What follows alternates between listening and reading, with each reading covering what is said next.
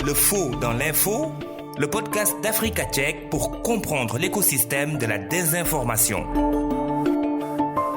Bonjour, bienvenue à tous, je suis Azil Mamarlo, journaliste-chercheur au Bureau francophone d'Africa Tchèque à Dakar. En Afrique francophone, l'arbre du fact-checking qui cache mal la forêt du debunking, c'est le titre d'une étude réalisée par la plateforme africaine des fact-checkers francophones et publiée début avril 2026. Cette étude analyse les angles morts du fact-checking, terme qui renvoie à la vérification ou l'examen des déclarations faites par les personnalités publiques. En Afrique francophone, le fact-checking représente moins de 10% de la production éditoriale des initiatives de lutte contre la désinformation selon l'étude. En fait, le fact-checking est largement éclipsé par le debunking qui domine à plus de 90% dans les rédactions étudiées. Le debunking n'analyse pas les déclarations publiques comme le fact-checking, mais fait plutôt appel à des outils de vérification pour débusquer rapidement des contenus trompeurs. Pour en parler, nous recevons Bouraima Salouka, co-auteur de l'étude et expert de la lutte contre la désinformation. Bonjour Azil et merci pour cette invitation. Moi, c'est Bouraima Salouka, je suis journaliste, expert sur les questions de développement média et aussi je m'intéresse à la lutte contre la désinformation par la recherche. J'ai coordonné la dernière étude de la plateforme africaine des fact-checkers francophones, étude bien sûr, comme vous l'avez dit, qui était consacrée aux angles morts du fact-checking dans cet espace et je suis heureux d'être votre invité. Le faux dans l'info. Pour commencer, Bouraima Salouka, dites-nous, qu'est-ce qui a motivé la publication de cette étude? Déjà, il faut noter que ce travail s'inscrit dans une série initiée par la plateforme africaine des fact-checkers francophones qui, pour l'année 2025, a décidé de faire travailler ces différentes organisations membres sur des enquêtes collaboratives en lien avec les phénomènes de désinformation. Cette étude se fonde sur le constat factuel que peu d'études se sont intéressées aux pratiques éditoriales contre la désinformation en Afrique francophone, en vue d'en dresser les principales caractéristiques. Nous avons donc voulu savoir quelles étaient les thématiques privilégiées par les acteurs de la vérification et quel format ils emploient pour repousser les frontières du faux. Ce monitoring quantitatif permet de disposer de données fiables qui renseignent sur les angles morts tout en les rapportant au contexte d'évolution de ces initiatives. C'est ce double regard entre monitoring et analyse des acteurs eux-mêmes à partir des contraintes de leur contexte d'évolution qui permettent de comprendre ces angles morts-là dans la réponse éditoriale contre la désinformation en Afrique francophone. Racontez-nous un peu les coulisses de cet important travail scientifique. Comment s'est passée la coordination? Sur les coulisses, il n'y a pas mal à dire. Comme toutes les enquêtes de la PAF, il y a un groupe qui a la responsabilité de mener le lead. Pour la présente étude, c'était Faso Tchèque du Burkina Faso et Béméré Vérif du Mali. L'idée de départ était de traiter des angles morts de la lutte contre la désinformation. Vous en conviendrez avec moi que c'est un vaste sujet qui couvre des aspects comme les politiques publiques en matière de lutte contre la désinformation, les réponses éditoriales ou encore les actions comme ceux menés par des acteurs de l'éducation aux médias et au numérique. Nous avons dans un premier temps formulé les objectifs de la recherche dans ce sens et toutes les organisations membres ont dû collecter les données nécessaires à couvrir tous ces aspects. Mais nous nous sommes retrouvés avec une masse énorme de données à traiter et nous nous sommes très vite rendus compte qu'il fallait circonscrire davantage le sujet, quitte à le traiter en 3 sous-sujets différents. Nous avons choisi de reformuler l'objet de l'étude, d'en proposer une méthodologie en nous focalisant désormais et exclusivement sur les pratiques éditoriales des organisations de lutte contre la désinformation en Afrique francophone, en ne prenant pas en compte, bien sûr, des pays comme le Congo-Brazzaville, le Gabon, Madagascar, le Niger ou le Tchad. Dans ces pays, la pratique de fact-checking est encore embryonnaire. Toutes les organisations membres de la PAF, chacune dans son pays, s'est chargée de collecter et de monitorer l'ensemble des productions des organismes de fact-checking les plus représentatifs de son pays. L'ensemble de ces données ont été compilées, traitées et analysées de façon collaborative dans un atelier présentiel d'1 semaine qui a permis de produire un premier draft. Ce draft a été retravaillé, enrichi par des entretiens et de la lecture scientifique et retravaillé encore une dernière fois par le comité éditorial de la PAF. Moi, j'ai eu en tout cas l'insi honneur de coordonner l'ensemble de toutes ces étapes de ce travail collaboratif. Avant d'entrer dans les détails des constats de l'étude, expliquez-nous la vraie signification du terme fact-checking et sa différence avec le debunking. Dans la réponse éditoriale qu'elle déploie contre la désinformation, les journalistes fact-checkers ont essentiellement recours à deux genres, le debunking et le fact-checking.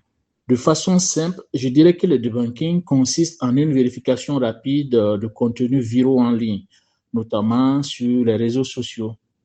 Il vise à très vite déconstruire, à démystifier des rumeurs, des théories du complot ou des fake news qui circulent de façon virale. Dans le debunking, les journalistes ont la latitude d'aller au-delà du verdict pour expliquer les intentions des producteurs des contenus qu'ils auront vérifiés. Le fact-checking, lui, procède autrement, avec plus de rigueur dans la démarche pour la recherche de preuves nécessaires à la vérification d'un fait. À la différence du debunking, le sujet de fact-checking se fonde essentiellement sur une déclaration factuelle tenue par des personnalités publiques sur des sujets qui ont un intérêt public manifeste. L'article de fact-checking se caractérise par un développement qui est assez long, qui est détaillé, qui est fondé sur des données qui sont issues de rapports, des statistiques officielles, ainsi que sur des avis d'experts. Donc, vous voyez que l'ampleur de la tâche est plus grande quand il s'agit de fact-checking que quand il est question de debunking. Le faux dans l'info, le podcast d'Africa Tchèque pour comprendre l'écosystème de la désinformation. Je rappelle que nous sommes avec Bouraïma Salouka, journaliste expert en développement média, par ailleurs fondateur du média burkinabé de fact-checking Faso Tchèque. Cette deuxième partie de l'émission nous plonge dans les détails des constats de l'étude en question. Justement, Salouka, votre étude révèle que le debunking représente 90% du travail des organisations de fact-checking en Afrique francophone. Qu'est-ce que cela signifie concrètement? Si je vais parler de façon triviale, je dirais que l'étude nous dit que le fact-checking comme genre sert de cache-sexe aux organisations étudiées. Toutes ces organisations invoquent le fact-checking, mais dans la pratique, ce genre ne tient qu'à une part congrue. L'essentiel de leur espace éditorial contre les fausses informations relève d'articles de debunking. En d'autres termes, l'ambition de départ que ces organisations se sont donnée, qui est celle d'opérer à un assainissement du débat public et à la redevabilité par le fact-checking justement, tend à être éclipsée par le debunking. Mais attention, je ne dis pas que le debunking n'est pas important ou que le fact-checking est plus valeureux. Ces chiffres nous renseignent que le contexte semi-autoritaire qui caractérise la plupart des pays d'Afrique francophone ne favorise pas la pratique du fact-checking. Aussi, je dis qu'il faut noter que les chiffres que nous avons là, ce sont des chiffres globaux. Quand on analyse les chiffres pays par pays, on note des disparités qui sont quand même saisissantes. Par exemple, au Burkina Faso, vous avez une organisation comme Faso Tchèque qui accorde un quart de ses productions au fact-checking, tandis que dans les organisations étudiées en Côte d'Ivoire ou au Togo, aucune d'elles ne pratique le fact-checking. Quelles sont les raisons qui expliquent la prédominance du debunking sur le fact-checking en Afrique francophone? Plusieurs raisons peuvent expliquer la prédominance du debunking sur le fact-checking en Afrique francophone. Et je pense que toutes ces raisons-là tournent essentiellement autour du contexte dans lequel évoluent ces organisations francophones, qui est un contexte semi-autoritaire. C'est ce contexte qui caractérise les systèmes médiatiques d'Afrique francophone. Donc, à cela, bien sûr, viennent s'agréger d'autres explications. Et parmi ces autres explications, la première tient au caractère rigoureux même du fact-checking, ce qui rend sa pratique potentiellement incertaine dans des contextes comme ceux dans lesquels évoluent presque toutes ces organisations que nous avons étudiées. Cela veut dire quoi concrètement? Cela veut dire que du fait que le fact-checking procède par la recherche et l'évaluation critique de preuves pour vérifier des faits, ceux qui le pratiquent doivent pouvoir accéder à des sources crédibles et ouvertes qui s'assument sans risque de représailles ultérieures. Or, dans les pays d'Afrique francophone, l'accès à l'information demeure encore un frein malgré la tendance observée de nombre de pays à légiférer favorablement pour l'accès à l'information publique. Par ailleurs, la restriction des espaces civiques dans de nombreux pays, comme ceux du Sahel par exemple, prive à la fois les fact-checkers de matières premières, c'est-à-dire des déclarations factuelles potentiellement vérifiables, mais aussi les place dans le viseur de pouvoir public qui considèrent malheureusement le travail des fact-checkers comme une remise en cause de leur pouvoir. Il y a aussi parmi les raisons les effets pervers induits par une forme de financement des initiatives de lutte contre la désinformation et forme de financement qui est promue par des acteurs divers comme des ONG ou des chancelleries qui exigent des organisations bénéficiaires de produire quantitativement et à la hâte des articles de vérification. Et pour finir, selon vous, quelles sont les leçons à tirer pour les fact-checkers et acteurs de la lutte contre la désinformation en Afrique francophone? À mon avis, pour les fact-checkers francophones, il y a plusieurs leçons à tirer, tant sur le plan éditorial, stratégique, que sur les aspects relatifs à leur viabilité économique. Cette étude est comme un scanner qui permet à chaque organisation de disposer d'un tableau de bord qui renseigne sur les thématiques dans lesquelles elle déploie plus ou moins ses efforts dans la lutte contre la désinformation. Ainsi, en termes de management éditorial, l'étude ouvre des perspectives d'innovation que chaque organisation peut implémenter à son niveau en vue de conquérir davantage de public et surtout de produire véritablement des impacts. Ce travail collaboratif a également permis de mettre à nu de grandes lacunes dans l'architecture des sites des organismes de lutte contre la désinformation en Afrique francophone, dans l'archivage de leur production et dans l'harmonisation éditoriale de la pratique même du fact-checking. Ces insuffisances commandent des actions structurantes et je pense que la PAF pourrait bien porter ces actions-là dans les années à venir.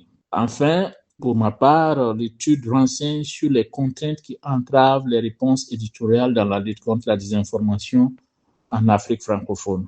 Et en les exposant au grand jour, l'étude aide les organisations à mieux les cerner et surtout à envisager comment les résoudre en envisageant un ensemble de solutions plurielles qui se rapporteraient à leur rapport avec les pouvoirs publics, à comment elles réinventent leurs relations avec les publics, à comment elles peuvent envisager leur viabilité économique sans succomber aux sirènes de financement mirobolants, mais dont le risque d'instrumentalisation reste élevé. C'est à ce prix qu'ensemble on pourra réhabiliter le fact-checking originel en lui accordant davantage de place nécessaire dans la quête d'un journalisme de qualité. Pour cela, les différentes rédactions de fact-checking doivent s'obliger à maintenir haut le flambeau de ce genre tout en le réinventant.